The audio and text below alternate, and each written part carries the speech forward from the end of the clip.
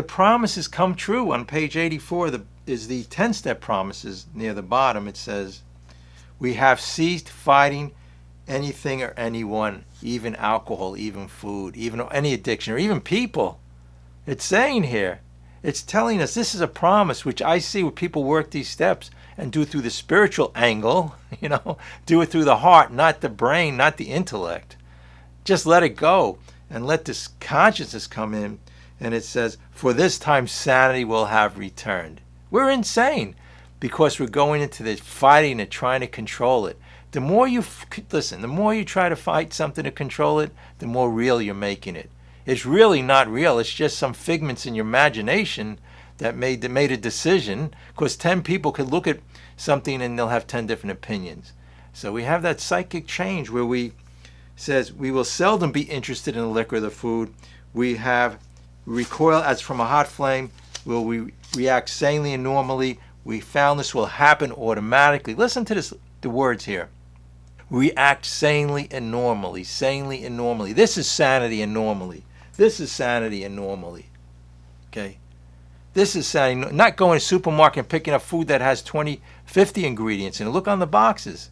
And they spend all their time, psychologists and scientists, trying to get us addicted. All that's what's called synthetic junk.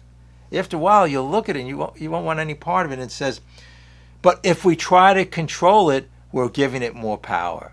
Well, if you say, I'm not going to have this food, I'm not going to do this, then it's giving it more power. It's saying it's very powerful, so I have to resist it. You're giving it strength when we're fighting it. We just get out of the way, right?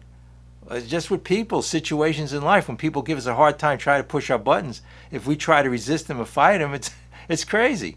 We can look at them with compassion and love. Same with our addictions in food or drugs or alcohol. We have that perception change.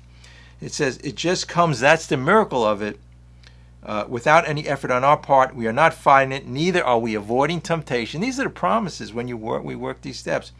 We feel as though we've been placed in a position of neutrality, safe, protected. We have not even sworn off. Listen to that. We have not even sworn off. Again, the problem has been removed. So it's talking about the problem being removed. It can be removed through the spiritual. In Doc's opinion, he says on page XX, whatever it is, one of those XX, I think it's XXI, whatever he says, listen to this, he says, with our ultramodern, this is on Roman numeral 27, our ultramodern standards, our scientific approach to everything, we are perhaps not well equipped to apply the powers of good that lie outside our synthetic knowledge. And they say in here, he says there's only one thing, a spiritual awakening. They must be grounded in power greater than themselves if we are to recreate our lives. The phenomena of craving, this is on the next page, is limited to the class. Okay, and it just goes on to say, if a better code of morals, philosophy of life, those are the diets. They're trying to figure it out. And it says, and we agnostics also, all over throughout the book, it's saying that we can't do it. Step 1 said, hey, all I say is people go to step 1. That's all. You need the perception change. This is much better, believe me, than all that garbage. It says in this book, Lou, these are drastic and revolutionary proposals. And for me to accept this, I had to be so far down and bottom and try everything else. I tried all the things out there. I tried everything. But there's only one solution. I see with us, down and out, compulsive people, spiritual solution. But it's a simple answer. Anybody have a spiritual awakening during the meeting? What's the story here? It's simple but not easy. You got to let go of the self. The self is the problem. When we're trying to control things, what are we going to say to people? How to treat them? What to do? We can't do it. Our crazy thinking got us here. Our best thinking, no, we can't. But when we get in the zone, a higher power, like it was all about getting out of the self. The self. It's pretty amazing. The whole thing, it works. On page 15 in Bill's story, he says, the joy of living we really have even under pressure and difficulty. This is after he had the spiritual awakening, went through the steps. Then he says, listen to this, the most impossible domestic situations rioted, feuds and bitterness of all sorts wiped out. Then he goes on to say, there is sincerely any form of trouble and misery which has not been overcome among us. Do you realize all of these problems is perception?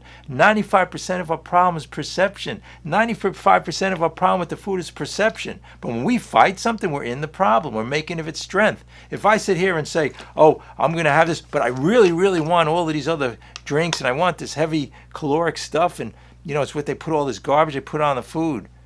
Then I'm fighting, I'm giving it reality. But if I get centered through prayer and meditation, God will intuitively let me know the health in the body, the lean feeling, not wanting all of that garbage and junk. But as soon as I take my self-will back and try to fight it, I'm back into the addiction. Because that's where the defects of character, remorse, shame, and guilt come in.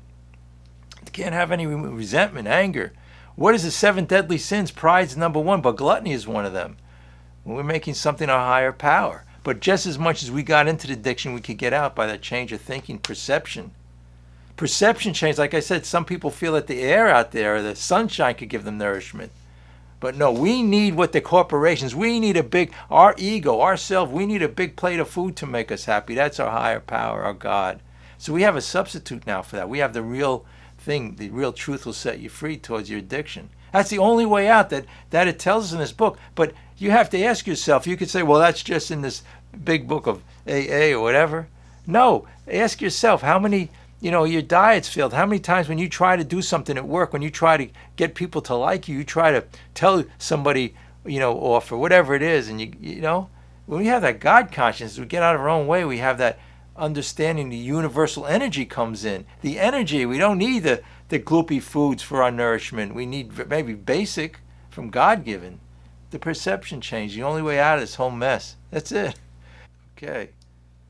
Hey, we can have that sudden experience. You know what it was for me? When I realized that all this thinking was not true. My brain was telling me I should be resentful, angry. I needed an addiction. I needed the alcohol. That was false. It's based on the false premise. All of these things, when you're angry towards somebody, it's false. The real truth is to be understanding, compassionate towards them. A person who tries to get you upset is just a hurt person trying to assert themselves. So I could just say there's a hurt person. I could be loving and kind. Same with the food. We could have this complete change of thinking. But it's simple. I think it's simple from what I hear. For us people who've been brought up in a society where it's all secular about science and intellect. I never went to school once where they talked about spirituality. It was all get good grades, do better, be successful, make more money. Look at these people out there. That all brought me more misery. The desire is the cause of all suffering. When we desire things on the outside, it's suffering. Go out and enjoy these things outside of us, but we're always looking for the answer in the outside. It doesn't work. Here's an example about the man who climbed Mount Everest. Didn't work. A momentary pleasure. It's called pleasure. On the other side, he was just as upset because other people climbed it more times than he did or whatever.